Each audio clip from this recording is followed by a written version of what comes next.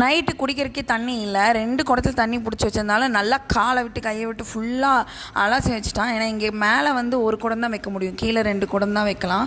கீழே வச்சுருந்தாலும் எப்படி மூடி வச்சுருந்தாலும் இவன் போய் கரெக்டாக அலசி விட்டுருவான். காலையிலேயாவது கொஞ்சம் நேரம் தூங்கலான்னு பார்த்தா கரெக்டாக 6:30க்கு எந்திரிச்சிடுவான். சரி, அவன் எந்திரிச்சதுக்கப்புறம் என்ன பண்ணுறது, காலையில் தான் வாங்கி சாப்பிட்டுக்கலான்னு யோசிச்சுட்டு இருந்தப்போ சரி டெய்லியுமே வெளியே தான் வாங்குகிறோம், மேக்ஸிமம் நான் வெளியே தான் வாங்குற மாதிரி இருந்தது இங்கே குடி வந்ததுக்கப்புறம்.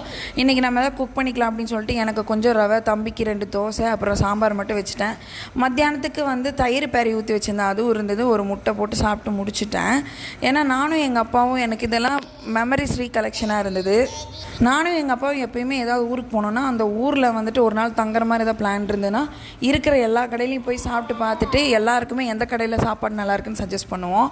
அப்புறம் தான் எங்கள் அம்மா கண்டுபிடிப்பாங்க, எல்லாம் போய் திணி பண்ணுறாங்க, நல்லா தின்னுட்டு வந்துருச்சுங்க அப்படின்னு சொல்லிட்டு. பட் எங்கள் அம்மா ஃபுட்டி கிடையாது, நானும் எங்கள் அப்பாவும் பயங்கரமான ஃபுட்டி. இதெல்லாம் ஒரு மெமரி ரீகலெக்ஷன்.